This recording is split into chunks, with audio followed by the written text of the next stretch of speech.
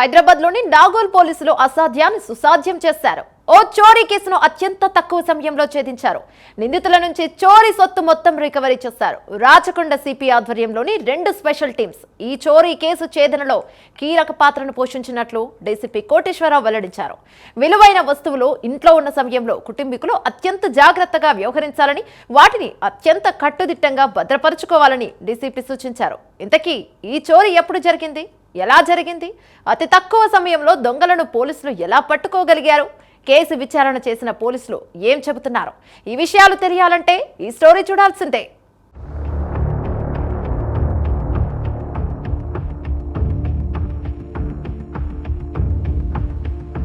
Nagole police station పరిధిలో సాయినగర్ కాలనీలోని road number 1లో నివాసం ఉంటే రిటైర్డ్ ఉద్యోగి భాస్కర్ అమెరికాలో స్థిరపడిన తన కూతుళ్ల వద్దకు వెళ్లారు. సెప్టెంబర్ 17వ తేదీన భాస్కర్ తన భార్య ప్రమీలతో కలిసి ఇంటికి తాళం వేసి అమెరికాకు బయలుదేరారు. అమెరికా వెళ్లేటప్పుడు అతని బామ్మర్ది శ్రీనివాస్కు ఇంటి బాధ్యతలను అప్పగించారు. శ్రీనివాస్ తనకు వీలు చిక్కినప్పుడల్లా తన సోదరి ఇంటికి వెళ్లి ఇంటిని చెక్ చేసుకుని వచ్చేవాడు. అక్టోబర్ 29వ తేదీ అర్ధరాత్రి దాటిన తర్వాత ఇంట్లో చోరీ జరిగినట్లు తెలుస్తోంది. తెల్లవారుజామున ఇంట్లో లైట్ వెలగడాన్ని చూసిన ఎదురు ఇంటి వాళ్లు శ్రీనివాస్కు సమాచారం ఇచ్చారు. వెంటనే వచ్చిన శ్రీనివాస్ ఇంటిని గమనించాడు. ఇంటిలో వస్తువులు చిందరవందరగా పడి ఉన్నాయి. కిటికీ గ్రిల్స్ వంచి ఉండడం గమనించాడు. శ్రీనివాస్ వెంటనే పోలీసులకు ఫిర్యాదు చేయగా ఘటనా స్థలానికి చేరుకున్న పోలీసులు కేసు నమోదు చేసుకుని దర్యాప్తును చేపట్టారు. సీసీ కెమెరాలను క్షుణ్ణంగా పరిశీలించారు. సీసీ కెమెరాలో దొంగల కదలికలు స్పష్టంగా కనిపించాయి. వేలిముద్రల ఆధారంగా నిందితుడిని పట్టుకుని రిమాండ్కు తరలించారు. నిందితుని వద్ద నుండి 30 లక్షల విలువ చేసే బంగారు ఆభరణాలు, కిలో వెండి, ఒక మొబైల్ ఫోన్, హోండా యాక్టివాను పోలీసులు స్వాధీనం చేసుకున్నారు. ఈ కేసు వివరాలను అడిషనల్ డీసీపీ కోటేశ్వరరావు వెల్లడించారు. రాచకొండ సిపి ఆధ్వర్యంలోని 2 స్పెషల్ టీమ్స్ ఈ చోరీ కేసు ఛేదనలో కీలక పాత్రను పోషించినట్లు డీసీపీ కోటేశ్వరరావు వివరించారు. నాగోల్ ఇన్స్పెక్టర్ గారికి ఒక ఫిర్యాదు అందింది. ఏంటంటే సాయినగర్ కాలనీలో ఒక శ్రీనివాస్ గారనే ఫిర్యాదు చేసినారు. వాళ్ళ సిస్టరు వాళ్ళ బావ గత నెల సెప్టెంబర్ 17న అమెరికా వెళ్ళారు. ఇల్లు లాక్ చేసుకుని, వాళ్ళ పాప అక్కడ ఉంటుంది కాబట్టి యుఎస్ వెళ్ళినారు. ఇల్లు లాక్ చేసుకుని వెళ్ళారు. కానీ 29 నైట్ లేట్ నైట్లో వాళ్ళ ఇంట్లో ఏదో అలికిడి అయిందని చెప్పి వాళ్ళ బావకి ఆ చుట్టుపక్కల వాళ్ళు నైబర్స్ ఫోన్ చేస్తారు. ఫోన్ చేస్తే శ్రీనివాస్ని వెళ్ళమని చెప్తే, శ్రీనివాస్ అనే ఆయన మన విద్యానగర్లో ఉంటారు, నల్లకుంట ఏరియాలో. ఉదయం పూట వచ్చి చూస్తే ఆ ఇంటిలో వెనక గ్రిల్లు, అంటే కిటికీ గ్రిల్లు ఓపెన్ అయి ఉంది. ఆ ఓపెన్ అయ్యి చూసి ఇంటి లోపలికి వెళ్ళి చూసుకోగా అల్మారాలో ఉన్న బంగారు ఆభరణాలు దొంగతనం జరిగినాయి. అల్మారా పగలగొట్టి ఆ బంగారు ఆభరణాలు తీసుకెళ్లారు.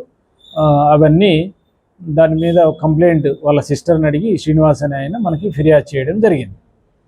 ఆ ఫిర్యాదు మేరకు కేసు నమోదు చేసుకొని సిపి గారు, రాచకొండ సిపి గారు ఆధ్వర్యంలో 2 స్పెషల్ టీంలు, ఏసీపీ ఎల్బీ నగర్ ఆధ్వర్యంలో 2 ఇన్స్పెక్టర్లు, సర్వనగర్ ఇన్స్పెక్టర్ గారు, నాగోల్ ఇన్స్పెక్టర్ గారు 2 టీములుగా ఏర్పడి ఇన్వెస్టిగేషన్ చేసుకుంటూ మనకు వచ్చిన క్రెడిబుల్ ఇన్ఫర్మేషన్, క్లూస్తో ఇన్ఫర్మేషన్ కలెక్ట్ చేసుకొని నిన్న సాయంత్రం 2 నేరస్తులను పట్టుకోవడం జరిగింది.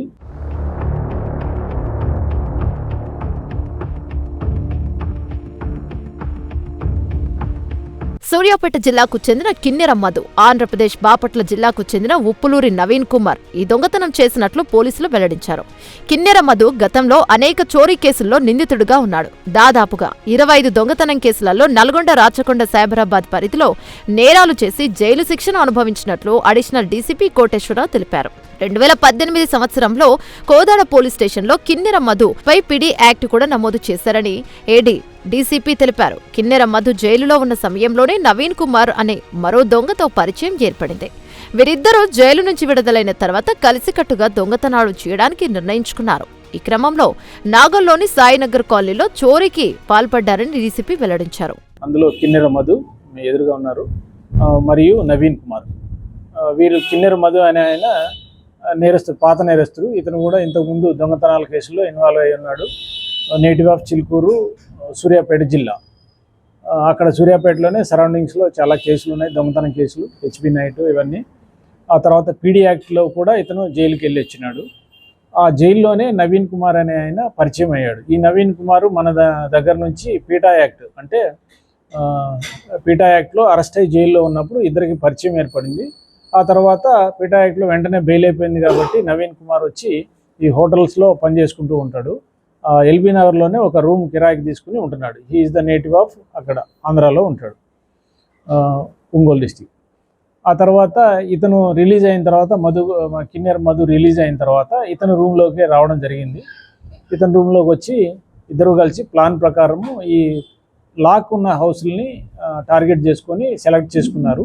29వ తారీఖు ఆ నైట్ వచ్చి ఇక్కడ ఇందులో దొంగతనం చేసుకొని అబ్స్కాండింగ్ అయిపోయి వెళ్ళిపోయారు. వీళ్ళ ఇన్ఫర్మేషన్ మీద నిన్న సాయంత్రం అరెస్ట్ చేసి ఆ ప్రాపర్టీ అంతా ఇంటాక్ట్ యాస్టీజ్గా ఆ ప్రాపర్టీ రికవరింగ్ చేయడం జరిగింది. మరియు ఈ పిటిషనర్ కూడా మనకి కంప్లైంట్ సిస్టర్ ఉన్నారు, శ్రీనివాసరావు గారి సిస్టర్ కూడా అమెరికా నుంచి వచ్చి ఆ ప్రాపర్టీ చూసుకున్నారు. ఇంటాక్ట్గా పోయిందంతా కూడా దొరికింది. చాలా తక్కువ కేసుల్లో మాత్రమే ఇలా ప్రాపర్టీ ఇంటాక్ట్గా రికవరీ అవ్వడం జరుగుతుంది. ఈ కేసు ఒకటి అందులో ప్రత్యేకత. అది వాళ్ళ యాస్టీజ్గా వాళ్ళు కూడా కంప్లైంట్ సాటిస్ఫై అయ్యారు. వీళ్ళు ఈ రోజును వాళ్ళని అరెస్ట్ ఎఫెక్ట్ చేసి మన కోర్టులో ప్రొడ్యూస్ చేయడం జరుగుతుంది.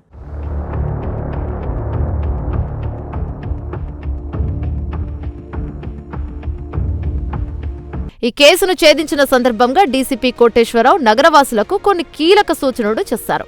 విలువైన వస్తువులను లాకర్లలో పెట్టుకోవడం ఉత్తమమని తెలిపారు. భాస్కర్ దంపతులు నిర్లక్ష్యంగా వ్యవహరించి 40 లక్షల విలువైన బంగారు నగలను పటిష్టంగా భద్రపరచలేదని డీసీపీ కోటేశ్వరరావు చురకలు అంటించారు. ఈ కేసులో పోయిన బంగారం అంతా రికవరీ అయింది కాబట్టి బాధితులకు ఆనందంగా ఉందని, లేకపోతే చాలా బాధపడవలసి వచ్చేదని డీసీపీ అభిప్రాయపడ్డారు. అరౌండ్ 40 lakhs దాకా ఉంటుంది ప్రజెంట్ వాల్యూ. ఈ ఎగ్జాంపుల్ ఇదే కేసు తాళం వేసుకొని పోలీస్ స్టేషన్లో చాలా వాల్యుబుల్ ప్రాపర్టీ పెట్టారు. ఈరోజు బంగారం ఎంత వాల్యూ ఉందో మాకన్నా మీకే ఎక్కువ తెలుసు. 1 తులం బంగారం కొనాలంటే ఎంతగా ఆలోచించాలి మిడిల్ క్లాస్ పర్సన్ అనేది మీకు కూడా తెలుసు. ఏదైనా విలువైన వస్తువులు ఉన్నప్పుడు లాకర్లో పెట్టుకోవడం చాలా ఉత్తమం, మా సజెషన్ అది. అంత వాల్యూ చాలా తక్కువ ఉన్నప్పుడు లోకల్ పక్క వాళ్ళకి చెప్పడం, పోలీసులకు చెప్పడం కూడా చేయాలి. ఇందులో అటువంటిది ఎక్కడ జరగలేదు. వాళ్ళు సింపుల్గా సెప్టెంబర్ 17న అమెరికా వెళ్ళిపోయి అది ఓపెన్గా ఒక అల్మారాలో పెట్టి దానివల్ల ఎంత చాలా సఫర్ అవుతాం. రికవర్ అయింది కాబట్టి ఓకే మీరు అందరూ సాటిస్ఫై అవుతున్నారు, కానీ లేకపోతే ఫిర్యాదుదారుకు కూడా బాధగానే ఉంటుంది. అంత వాల్యూ ప్రాపర్టీ పోవడం అనేది ఈ రోజుల్లో ఎంతో సంపాదించడం చాలా కష్టం. అది అటువంటిది చాలా జాగ్రత్తగా ఉండాలని మా తరపున అందరికీ అప్పీల్ చేస్తున్నాం. Thank you very much.